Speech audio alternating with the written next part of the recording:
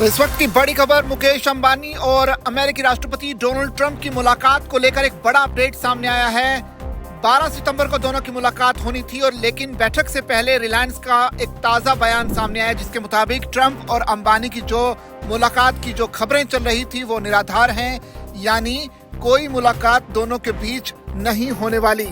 तो कुछ देर पहले ही रिलायंस इंडस्ट्रीज ने उन खबरों का खंडन कर दिया जिनमें कहा गया था कि उनके जो चेयरमैन है मुकेश अंबानी आने वाली 12 सितंबर को अमेरिकी राष्ट्रपति डोनाल्ड ट्रंप से मुलाकात कर सकते हैं। इससे पहले बिजनेस वर्ल्ड ने यह खबर दी थी कि अंबानी ट्रंप से मुलाकात करने वाले हैं और इवांका ट्रंप अमेरिका भारत व्यापार समझौते का मार्ग बढ़ाने को लेकर बातचीत में एक अहम भूमिका निभा सकती हैं। हालांकि अब अंबानी की तरफ से, रिलायंस की तरफ से इन तमाम खबरों का खंडन कर दिया गया है।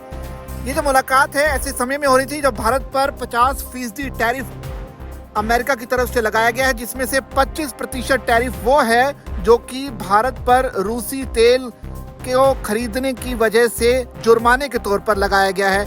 हालांकि जो ट्रंप के जो व्यापारिक सलाहकार हैं उनका दावा है कि मोदी की बड़ी तेल लॉबी, यानी जो लॉबी कर रहे हैं मोदी के लिए, वो दोनों देशों के बीच सस्ते तेल सौदे से खूब सारा मुनाफा कमा रही हैं। इस तरह का दावा हालांकि किया गया।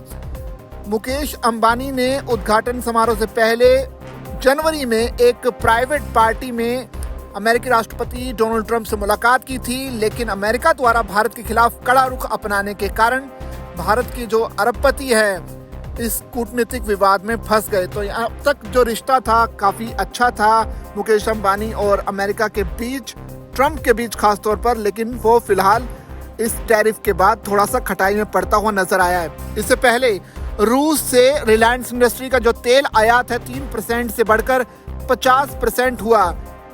CREA के आंकड़ों के मुताबिक 2021 में रिलायंस इंडस्ट्रीज लिमिटेड की जामनगर रिफाइनरी के कुल कच्चे तेल आयात में रूसी कच्चे तेल का हिस्सा केवल 3% था।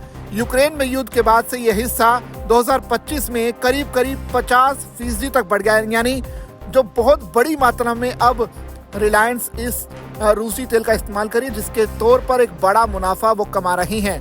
2025 के पहले 7 महीनों में रिलायंस इंडस्ट्रीज की जामनगर रिफाइनरी ने रूस से करीब 18 मिलियन टन कच्चे तेल का आयात किया, जो कि साल दर साल 64% की वृद्धि को दिखाता है और इसका मूल्य जो है $8.7 बिलियन है। CREA के मुताबिक इस अवधि में रिलायंस का रूसी आयात 2024 के पूरे साल के कुल आयात से केवल 12% कम था। तो चीन के साथ रूस ऊर्जा का सबसे बड़ा खरीदार है। ऐसे समय में जब हर कोई चाहता है कि रूस यूक्रेन में हो रहे इस युद्ध को रोके, सब कुछ ठीक नहीं है। ट्रंप ने 30 जुलाई को अपने ट्रुथ सोशल मीडिया प्लेटफॉर्म पर इस तरह का पोस्ट किया था। दूसरी तरफ भारत की जो वित्त मंत्री हैं निर्मला सीतारमण, उन्होंने 5 सितंबर यानी शुक्रवार को कहा था कि भारत रूसी तेल खरीदना जारी रखेगा। उन्होंने CNN न्यूज़ 18 से कहा कि हमें ये तय करना होगा कि कौन सा आपूर्ति स्रोत हमारे लिए सबसे बेहतर है, इसलिए हम निसंदेह इसे खरीदना जारी रखेंगे। उन्होंने आगे कहा कि भारत अपनी अधिकांश विदेशी मुद्रा कच्चे तेल और फ्यूल है उसकी खरीद पर खर्च कर रहा है।